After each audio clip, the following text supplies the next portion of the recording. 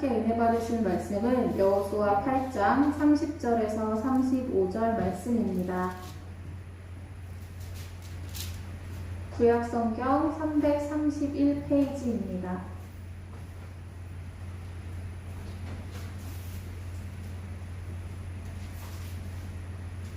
여호수아 8장 30절에서 35절 말씀을 다 같이 봉독하시겠습니다.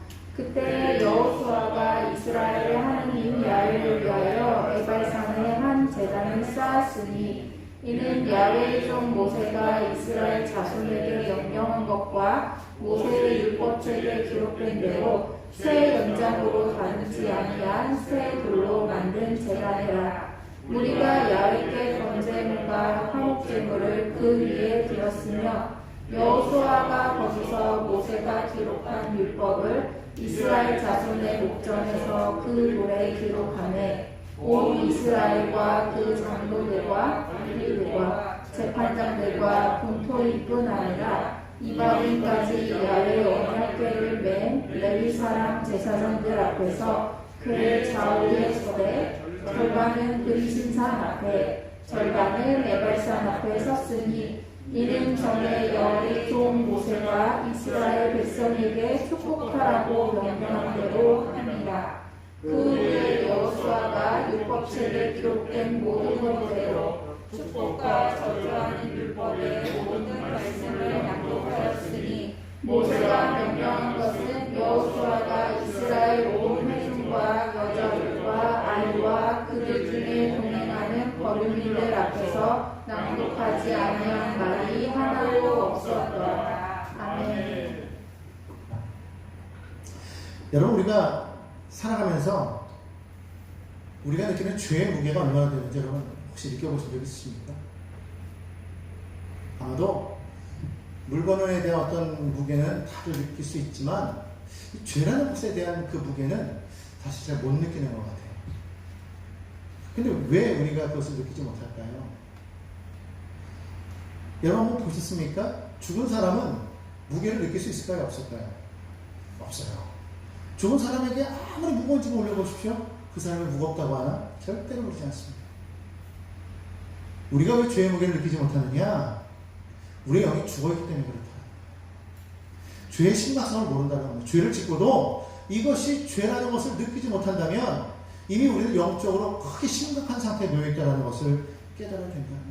하나님의 사람들은요, 조금만 우리의 삶 가운데 죄가 다가오면은요, 금방 것을 알아요. 그래서 마음에 자책합니다. 힘들어하죠. 근데 세상 사람들을 보십시오. 그 큰 죄를 짓고도 눈 하나 깜짝하지 않아요. 왜 그렇습니까? 영이 죽어있기 때문에 그렇다는 것이죠. 오늘 그렇기 때문에 우리는 정말 죄를 죄로 깨달을 수 있어야 된다. 다시 말하면 살아야 된다. 그것을 깨닫게 하는 것이 사실은 율법이라는 거예요. 하나님 그것을 깨닫게 하기 위해서 우리에게 사실 구약시대에 율법을 주셨다는 거예요. 율법의 기능은 그것이에요. 우리가 깨달도록 하기 위해서. 이게 죄다. 죄가 얼마나 심각하다는 것을 깨닫도록 하기 위해서 하나님께서 우리에게 주신 은혜인 것을 우리는 믿어야 될 줄로 믿습니다. 많은 사람들이 보면 이거 율법을 주셔서 우리를 왜 이렇게 힘들게 하실까 이렇게 생각할지 모르지만 사실은 힘들게 하려는 것이 아니라 그것을 통해서 우리가 죄로 인해 죽지 않도록 하나님께서 우리를 살리시려고 하는 그러한 놀라운 은혜임을 우리는 깨달아야 된다는 것입니다.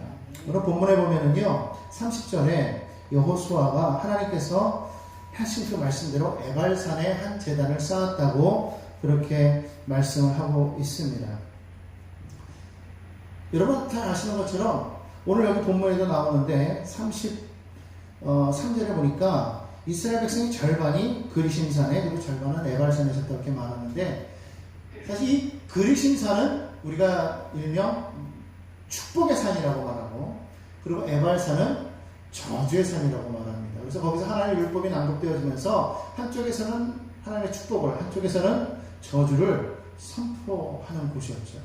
그런데 놀랍게도 오늘 축복의 산인 그리심산이 아니라 저주의 산인 에발산에 오늘 하나님께서는 여호수아를 통해서 제단을 쌓게 하셨다는 거예요.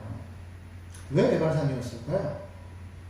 사실은 이것은 이미 하나님께서 모세를 통하여서 미리 말씀하셨다는 거예요. 오늘 본문 말씀에도 있지 않습니까?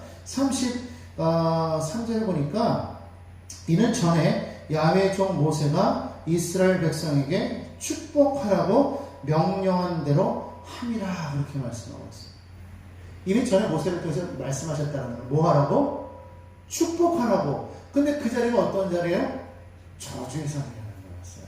신명기서 27장 4절로 8절의 말씀을 한번 보도록 하겠습니다. 제가 읽겠습니다. 신명기 27장 4절로 8절 말씀 찾으실 수 있는 분들은 한번 찾아봐 주세요. 신명기서 27장 4절부터 8절 말씀. 자, 읽도록 하겠습니다. 신명기 27장 4절부터 읽습니다. 너희가 요단을 건너거든 내가 오늘 너희에게 명령하는 이 돌들을 에발산에 세우고 그 위에 석회를 바를 것이며 또 거기서 내 하나님 야훼를 위하여 제단 곧 돌단을 쌓되 그것에 쇠연장을 대지 말지니라. 너는 다듬지 않은 돌로 내 하나님 야훼의 제단을 쌓고 그 위에 내 하나님 야훼께 번제를 드릴 것이며 또 화목제를 드리고 거기서 먹으며 내 하나님 야훼 앞에서 즐거워하라. 너는 이 율법의 모든 말씀을 그 돌들 위에 분명하고 정확하게 기록할지니라. 하나님께서 이미 벌써 요단을 건너기 이전에 모세가 인도자로 있을 그때에 이미 말씀하신 그대로를 오늘 본문 말씀은 그대로 여호수아가 행하고 있는 것을 보여주고 있습니다. 여호수아는 그냥 임의로 에발산에다가 제단을 쌓은 것이 아니었어요. 말씀에 기록된 대로 말씀대로 그는 것을 기억하고 에발산에 제단을 쌓았는데 제단을 쌓을 때 어떻게? 쇠 연장으로 다듬지 않은 쇠돌 그 돌을 쌓아서 거기에서 번제와 화목제를 드렸다. 그리고 모세에게 주신 그 율법의 말씀을 그 돌에 기록하였더라. 말씀 그대로 신명기 27장에 나온 그 말씀 그대로 여호수아는 행하였던 것을 보게 됩니다. 이 에발산은 어떤 곳이냐면요, 그 하나님의 성막이 실로에 세워지기 전까지 바로 하나님 앞에 예배를 드리는 곳으로 사용되었었어요. 실로, 그러니까 우리가 보통 사무엘서에 보면은 실로에 하나님의 그 율법의 말씀이 있었던 것을 우리가 알 수 있지 않습니까? 그 실로에 하나님의 성막이 세워지기 전까지 바로 이 예발산에서 예배를 드렸는데 이 예발산 어떤 곳이냐? 바로 이 예발산에서 밑을 내려다보면 세겜이 보여요. 이 세겜은 어떤 곳입니까? 이 땅은 그 아브라함이 가나안 땅에 와서 하나님 앞에 제사를 드렸고 거기에서 하나님께서 언약을 주셨던, 즉 다시 한번 하나님을 만났던 곳이었어요. 그리고 그 땅은 어떤 땅이었습니까? 이스라엘이 20년 동안 고향을 떠났다가 다시 돌아와서 아브라함의 우물을 팠던 곳이 바로 그 자리에 세겜이었다는 것입니다. 그리고 그 땅은 또 어떤 땅이었습니까? 신약에 보면 예수님께서 그 사마리아 성에 오셨을 때 바로 그 사마리아 성의 그 여인이 우물 곁에서 그 말씀하셨던, 바로 거기서 예수님과 그 여인은 무엇에 대해서 얘기했어요? 예배에 대해서 얘기하고 있지 않습니까? 바로 그런 곳이었다는 거예요. 그러니까 다시 말하면 바로 여기에서 하나님의 언약이 시작되고 선포되어졌던 곳이라는 그런 큰 의미를 가지고 있었기 때문에 바로 그 세겜이 바라다 보이는 그 에발산, 거기에 제단을 쌓았다는 것은 큰 의미가 있다는 것이죠. 오늘 근데 그 성경에 보니까 바로 이 아이성 전투를 마치고 나서 이 일이 이루어지는 것을 보게 돼요. 여러분 잘 아는 것처럼 여리고성을 쳐들어갈 때는 믿음으로 들어가지 않았습니까? 믿음으로 여리고성을 점령했어요. 근데 하나님께서 주신 그 말씀, 온전히 바쳐라, 헤겜. 근데 그들이 그렇게 하지 않았어요. 해명하지 않았어요. 아간이 그 물건 중에 한 일부를 훔치지 않았습니까? 그로 말미암아 아이성 전투 때는 어떻게 되죠? 이스라엘이 패배하고 말아요. 거기서 그들이 딱 느낀 걸 뭐예요? 여러분 느낀 건 뭡니까? 아, 하나님의 말씀대로 나아갔더니 여러분 뭘 점령하더라. 근데 하나님의 말씀대로 우리가 순종하지 않았더니 비록 일부지만 그랬더니 어떻게 되더라? 아, 패배하더라. 저주가 임하더라. 심판이 나더라. 우리는 분명하게 얘기했습니다. 이 이야기를 통해서 이스라엘 백성들이 깨달은 것은, 아, 하나님의 말씀은 우리가 순종하면 복이 되고 불순종하면 심판이 되는구나라는 것을 분명하게 보여줬다는 거예요. 그것을 다시 한번 에발산의 제단을 쌓으면서 이스라엘 백성들을 반으로 나눕니다. 그래서 시몬, 레위, 유다, 이사갈, 요셉, 베냐민 지파는 백성들을 축복하기 위해서 그리심산에 서고, 르우벤, 갓, 아셀, 스불론, 납달리 지파는 저주하는 그런 말씀을 선포하기 위해서 에벨산에 그렇게 서는 것을 우리가 보게 된다는 거예요. 하나님의 말씀은 우리를 걸고 넘어지려고 하는 것이 아니라 사실은 뭐 하기 위해서다? 우리에게 생명을 주기 위해서다. 축복하기 위해서 주신 것이다. 물가에 경계선을 쫙 표시하면 그 경계선은 우리를 억압하려는 것이 아니라 우리를 보호하기 위해서 경계선을 두는 거예요. 그래서 거기에는 뭐라고 말합니까? 위험, 접근, 금지 이렇게 씁니다. 넘어가면 죽는다 그렇게 표시하죠. 그렇죠? 그래서 말 그대로 그 안에서는 우리는 얼마든지 자유할 수가 있어요. 우리를 얽매이는 것 같지만 사실은 우리는 그 안에서 자유합니다. 그것을 넘어가는 순간 우리는 어떻게 돼요? 위험에 처할 수 있어요. 물론 처음부터 바로 위험에 처하진 않아요. 그러니까 사람들이 왔다 갔다 하다가 아 이거 별거 아니네 그러고 하다가 힘이 빠져가지고 어쩔 때 죽을 수도 있잖아요. 그렇죠? 결국 그 선은 뭐예요? 우리를 억압하는 선이 아니라는 거예요. 우리를 보호하는 선이. 율법이 그렇다는 거예요. 그러니까 율법에는 이것이 복이냐 저주냐 그것을 말하는 것이 아니라 그 율법 그 자체가 하나님께서 우리를 온전히 살리기 위한 하나님의 축복이 거기 담겨있다는 것을 분명하게 말하고 있다는 거예요. 그런데 여러분 죄라는 것을 우리가 마음대로 우리가 이길 수가 있습니까? 사실은 죄에 대해서 우리가 이렇게 하면은 너희가 벌을 받는다 하나님께서 선포하시면서 사실은 그거 하지 말아라 말씀하고 있어요. 그 저주의 내용들을 보면 이와 같습니다. 우상은 야훼께 가증하니 그것을 만들어 세운 자는 저주를 받을 것이다. 부모를 경홀히 여기는 자는 저주를 받을 것이다. 간음을 행하는 자도 저주를 받을 것이다. 객이나 고아나 바보의 성사를 억울하게 하는 자는 저주를 받을 것이다. 무죄한 자를 죽이려고 뇌물을 받는 자는 저주를 받을 것이다. 이러한 내용들이 쭉 기록되어 있는 거예요. 그것이 바로 저주의 말씀이라는 거예요. 이런 말씀을 하신 이유가 뭐예요? 내가 너희를 저주하겠다? 그게 아니죠. 이렇게 하면 저주를 받으니까 너희는 하지 말아라. 다시 말하면 이 저주를 피할 수 있는 길을 하나님께서 우리에게 미리 말씀해 주셨다는 거예요. 그래서 그걸 잊어버리지 않도록 하나님께서는요, 이 돌 위에다가 그것을 새기게끔 하셨어요. 그래서 하나님께서 처음에 주신 그 율법을 여호수아가 다시 한번 그것을 돌에다가 기록하는 장면이 오늘 본문의 말씀이라는 거예요.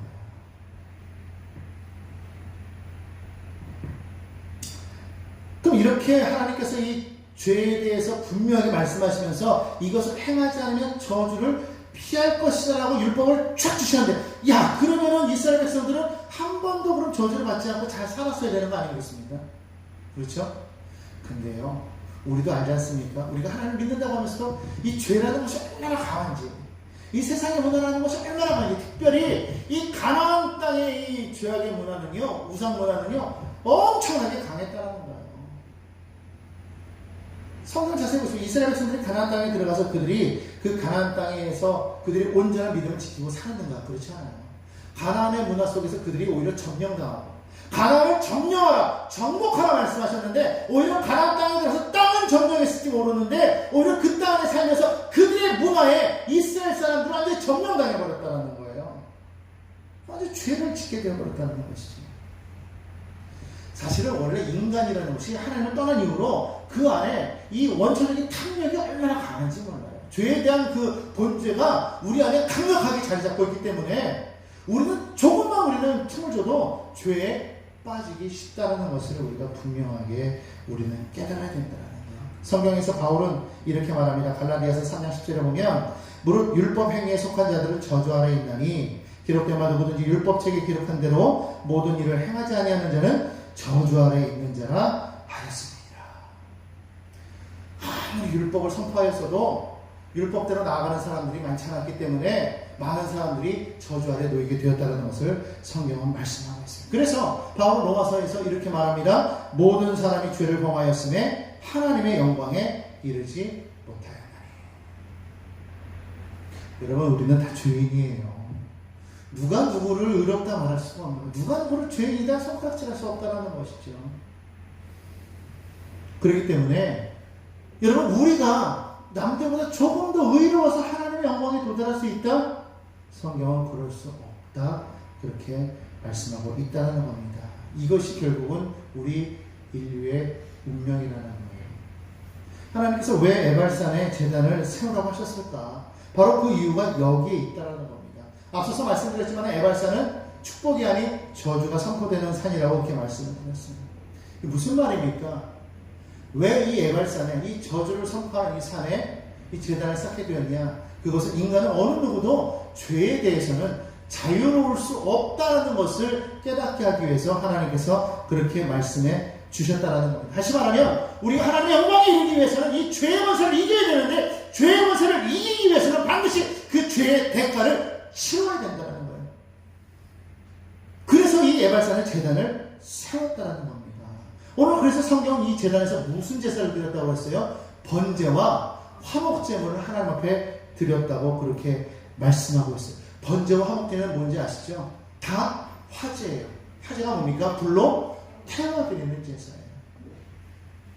번제는 하나님 앞에 예배할 때마다 우리가 아침과 저녁으로 우리가 늘 언제나 드리는 그런 제사이기도 하지만 또 때로는 우리가 그 죄를 지었을 때 거기에 대해서 또한 그 짐승들을 태워드리는 그런 제사죠. 화목제는 뭡니까? 하나님과 우리 사이에 화목을 위해서 드리는 제사예요. 둘 다 양이나 소의 희생이 필요했다는 거예요. 다시 말하면 피 흘림이 있어야 되었다라는 말입니다. 그것을 바라보면서 많은 사람들이 뭐라고 말해요? 아, 나의 죄 때문에 바로 저기에서 저 소가 저 양이 죽었구나. 그것을 바라보면서 이것이 나의 죄 때문임을 깨달으라고. 그래서 그것을 바라보면서 아, 하나님 감사합니다. 이런 죽을 수밖에 없는 죄인인데 하나님 나를 구원해 주셨군요. 하나님 나를 살려주셨군요. 감사하고 하나님을 찬양하는 것이 바로 이 예배라는 거예요. 이 제단은 무엇을 상징합니까? 바로 예수 그리스도의 십자가를 상징하는 것을 우리는 깨달아야 될 줄로 믿습니다. 로마서 3장 25절로 26절 말씀입니다. 이 예수를 하나님이 그의 피로써 믿음으로 말미암아 화목제물로 삼으셨으니 이는 하나님께서 길이 참으시는 중에 전에 지은 죄를 간과하심으로 자기의 의로우심을 나타내려 하심이니 곧 이때에 자기의 의로우심을 나타내사 자기도 의로우시며 또한 예수 믿는 자를 의롭다 하려 하시니라. 성경에 보면은 세례 요한이 예수님께서 지나갔을 때 뭐라고 말씀하고 있어요? 보라, 세상 죄를 지고 가는 하나님의 어린 양이다. 세상 죄를 지고 가는 하나님의 어린 양이다. 하나님께서는 당신의 형상으로 만든 우리 인간들을 구원하시기 위해서 당신의 아들이신 참아들이신 예수님을 어린 양 희생제물로 우리 가운데 보내주셨다는 거예요. 그분의 그 십자가의 그 피, 흘리신 그 피로 말미암아 우리는 이 저주의 죄악 가운데서 우리는 노연함받고 우리는 구원받았다는 것을 잊지 말아야 될 것입니다. 여러분, 우리가 하나님과 화목해지고 하나님의 화목된 자녀가 되기 위해서는 바로 이 예수 그리스도의 십자가의 그 의가 반드시 필요함을 우리는 깨달아야 될 줄로 믿습니다. 이것을 모르면 우리는 늘 언제나 우리는 죄 가운데 우리는 묻혀 살아갈 수밖에 없어요. 그것을 비로소 알 때에 우리는 죄의 무게를 우리는 깨닫게 되고 죄를 더 이상 짓지 않게 되는 거예요. 오늘 여러분은 어떻습니까? 여러분들은 이 예수 그리스도를 만난 이전과 만난 이후에 여러분의 삶이 죄에 대해서 느끼는 그 마음의 그 감정이 달라야 돼요. 여러분, 그 죄를 받아들였을 때 옛날에 나는 이 죄에 대해서 정말 아무렇지 않던 것이 지금은 막 마음에 찔림이 되고 막 고민이 되십니까? 그렇다면 여러분은 그 은혜 가운데 있는 거예요. 여전히 그것을 모르고 그냥 죄가 죄인지도 모르고 그냥 그대로 너무 편안하게 살아간다면 여러분, 우리는 다시 한번 예수 그리스도의 그 십자가 앞으로 나가야 된다는 거예요. 왜 그렇습니까? 바울은요, 예수님을 만나기 전과 만난 이유가 너무나도 달랐다는 거예요. 예수님을 만난 이후에 그는요, 스스로 안에 다가온 그 죄 때문에 너무 괴로워서 몸부림쳤다는 거예요. 그것이 성경 로마서 7장에 나와 있습니다. 성경이 이렇게 말합니다. 제가 읽어보겠습니다. 이러보건대 율법은 거룩하고 계명도 거룩하고 의로움은 선하도다. 그런즉 선한 것이 내게 사망이 되었느냐? 그럴 수 없느니라. 오직 죄가 죄로 드러나기 위하여 선한 그것으로 말미암아 나를 죽게 만들었으니 이는 계명으로 말미암아 죄로 심히 죄되게 하려 함이라. 우리가 율법은 신령한 줄 알거니와 나는 육신에 속하여 죄 아래 팔렸도다. 내가 행하는 것을 내가 알지 못하노니 곧 내가 원하는 것은 행하지 아니하고 도리어 미워하는 것을 행하니라. 만일 내가 원하지 아니하는 그것을 행하면 내가 이로써 율법이 선한 것을 시인하노니 이제는 그것을 행하는 자가 내가 아니요 내 속에 거하는 죄니라. 내 속 곧 내 육신에 선한 것이 거하지 아니한 줄을 아노니 원함은 내게 있으나 선을 행하는 것은 없노라. 내가 원하는 바 선을 행하지 아니하고 도리어 원하지 아니한 바 악을 행하는도다. 만일 내가 원하지 아니하는 그것을 하면 이를 행하는 자는 내가 아니요 내 속에 거하는 죄니라. 그러므로 내가 한 법을 깨달았노니 곧 선을 행하기 원하는 나에게 악이 함께 있는 것이로다. 내 속사람으로는 하나님의 법을 즐거워하되 내 지체 속에서 한 다른 법이 내 마음의 법과 싸워 내 지체 속에 있는 죄의 법으로 나를 사로잡는 것을 보는도다. 오호라, 나는 곤고한 사람이다. 이 사망의 몸에서 누가 나를 건져내랴. 우리 주 예수 그리스도를 말미암아 하나님께 감사하리로다. 그러므로 내 마음으로는 하나님의 법을, 육신으로는 죄의 법을 섬기느니라. 여러분, 바울의 그 고뇌가 느껴지십니까?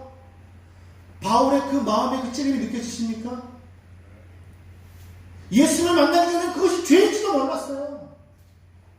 그것이 어떠한 건지도 모르고 살았습니다. 그런데 이제 예수를 믿고 난 후에 내 자신을 돌이켜보니까 내가 얼마나 죄인이었음을, 지금도 내가 얼마나 죄 때문에 내가 괴로워하고 있는지를 깨닫게 됐다는, 몸부림치고 있는 그 장면이 보이지 않습니까?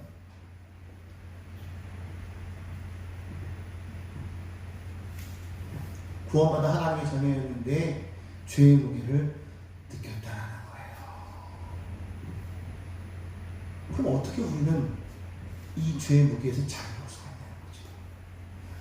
감사하게도 예수 그리스도가 우리를 자유케 하는 거예요. 로마서 8장 1절로 4절 말씀입니다. 그러므로 이제 그리스도 예수 안에 있는 자에게는 결코 정죄함이 없나니 이는 그리스도 예수 안에 있는 생명의 성령의 법이 죄와 사망의 법에서 너를 해방하였습니다. 율법이 육신으로 말미암아 연약하여 할 수 없는 것을 하나님은 하시나니 곧 죄로 말미암아 자기 아들을 죄 있는 육신의 모양으로 보내어 육신의 죄를 정하사 육신을 따르지 않고 그 영을 따라 행하는 우리에게 율법의 요구가 이루어지게 하려 하시네요. 우리가 지금 그 모든 죄에 대해서 율법이 요구하는 그 모든 것을 예수님께서 십자가에서 완전히 이루심으로 말미암아 우리가 받아야 될 그 죄와 죄에 대한 그 저주에 대한 사망의 그 무게를 주님이 다 짊으셨다. 다 청산하셨다는 겁니다. 이게 얼마나 큰 은혜입니까? 바로 오늘 이 에발산에 쌓은 그 제단, 오늘 우리의 삶 가운데 쌓아야 될 제단이 바로 이것입니다. 우리가 이것을 쌓으면서 하나님의 그 말씀 속에서 정말 내가 얼마나 죄인이었는데 그 은혜 안에 우리가 거하여 있음을 다시 한번 깨닫고 감사하는 그런 삶의 모습이 되어야 됨을 성경은 말씀하고 있다는 겁니다. 이스라엘 백성들이 하나님과 원수되었다가 이제 화목하기 위해서 이 에발산의 제단을 쌓았다면 오늘 우리에게도 하나님과 화목하기 위해서 무엇이 필요합니까? 바로 예수님의 보혈이 필요함을 우리는 다시 한번 깨달아야 될 줄로 믿습니다. 우리는 보혈을 의지하며 사는 사람이에요.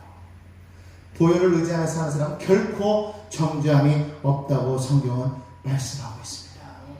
그런 의미에서 여러분, 에발산은 저주의 삶입니까? 아닙니까?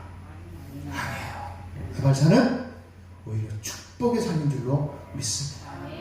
은혜와 회복의 삶인 줄로 믿습니다. 왜? 그 제단에서 나를 대신해서 피 흘려 죽으신 어린 양 예수가 있기 때문인 거예요. 오늘 여호수아가 이 에발산에 쌓은 그 제단은 그렇기 때문에 어마어마한 큰 의미가 있음을 우리는 분명하게 깨달아야 될 줄로 믿습니다. 바울은 갈라디아서 3장에서 말합니다. 그리스도께서 우리를 위해 저주를 받은 바 되사 율법의 저주에서 우리를 속량하셨으니 기록된 바 나무에 달린 자마다 저주 아래 있는 자라 하였습니다. 이는 그리스도 예수 안에서 아브라함의 복이 이방인에게 미치게 하고 또 우리로 하여금 믿음으로 말미암아 성령의 약속을 받게 하려 함이라. 아멘. 예수님께서 그 골고다 언덕에서 그 십자가 위에서 우리를 대신해 피를 흘리셨기 때문에 우리는 하나님께서 성령으로 말미암아 약속하신 그대로 우리는 하나님을 아바 아버지라고 부를 수 있는 하나님의 자녀가 되었다는 것을 여러분 기억하시기 바랍니다. 아멘. 하나님은요 결코 누구를 저주한다든지 누구를 축복한다든지 거기에 관심이 없으세요. 정말 하나님의 관심이 뭔지 아십니까? 하나님의 형상으로 만들어진 우리가 하나님과 화목해서 하나님의 화목된 자녀가 되는 것, 아멘. 하나님과 온전한 관계를 맺는 것, 아멘. 하나님의 마음에 가장 원함은 바로 그거예요. 아멘.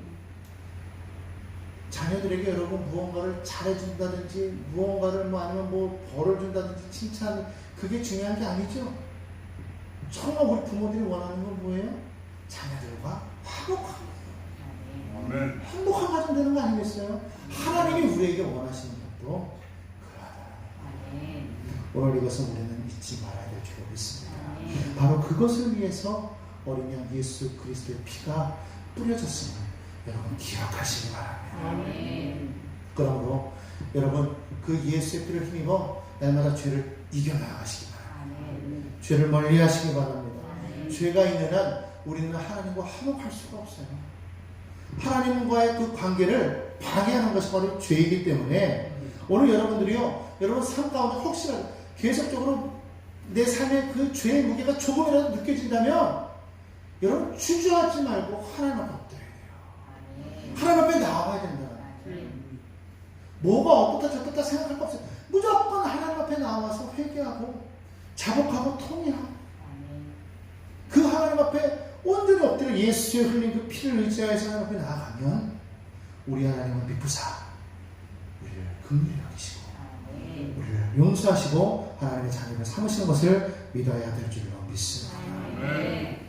오늘 이 예발사는요, 우리가 이스라엘 백성들이 하나님의 저주 아래서 멸망받을 수밖에 없는 죄인임을 확인하는 자리였습니다. 그와 동시에 어린 양의 그 피로 말미암아 구원받고 회복되어지고 하나님과 화목해 되는 그런 은혜의 자리임을 우리는 다시 한번 깨달았습니다. 어찌 해야 될까요? 우리는 날마다 그 은혜의 십자가, 그 사랑의 그 십자가로 날마다 나아가는 저와 여러분이 되어야 될 줄로 믿습니다. 아멘. 날마다 그 보혈을 의지하십시오. 아멘. 그래서 날마다 하나님과 화목을 회복하는 저와 여러분이 되기를 간절히 바랍니다. 히브리서 9장 말씀 읽고 마칩니다. 13절과 14절 말씀에 염소와 황소의 피와 및 암송아지의 죄를 부정한 자에게 뿌려 그 육체를 정결하게 하여 거룩하게 하거든 하물며 영원하신 성령으로 말미암아 흠없는 자기를 하나님께 드린 그리스도의 피가 어찌 너희 양심을 죽은 행실에서 깨끗하게 하고 살아계신 하나님을 섬기게 하지 못하겠느냐. 아멘. 여러분 인생에 성공하는 것, 훌륭하게 되는 것, 업적을 남기는 것, 그래서 축복하게 사는 것, 이것이 우리 인생의 최종 목표가 돼서는 절대로 안 됩니다. 우리 인생의 최종 목표는 하나님과 화목하게 되는 것. 아멘. 오직 그것을 여러분 구원받은 데 삶의 최종 목표로 삼고 아멘. 믿음으로 살아가며 예수님의 보혈로 말미암아 정죄받지 않는 그 믿음의 삶을 살아가는 저와 여러분 되기를 예수님의 이름으로 간절히 축원드립니다. 아멘. 살아계신 하나님